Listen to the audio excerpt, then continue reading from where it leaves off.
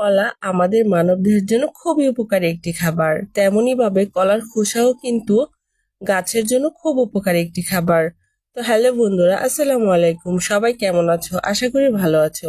আজকের ভিডিওটা একটু অন্যরকম, তাহলে শুরু করা যাক আজকের ভিডিও।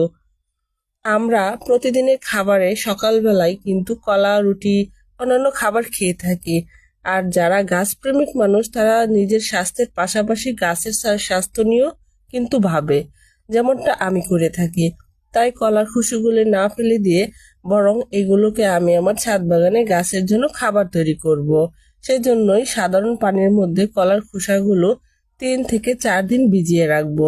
তারপর এই কলার খোসা ভেজানো পানিটা 3-4 দিন পর সাধারণ পানির সাথে মিশিয়ে প্রত্যেকটা গাছের মধ্যে স্প্রে করে দেব। এতে করে গাছের গ্রোথ বৃদ্ধি পাবে। ভিডিওটি ভালো লাগলে অবশ্যই লাইক কমেন্ট শেয়ার করবেন।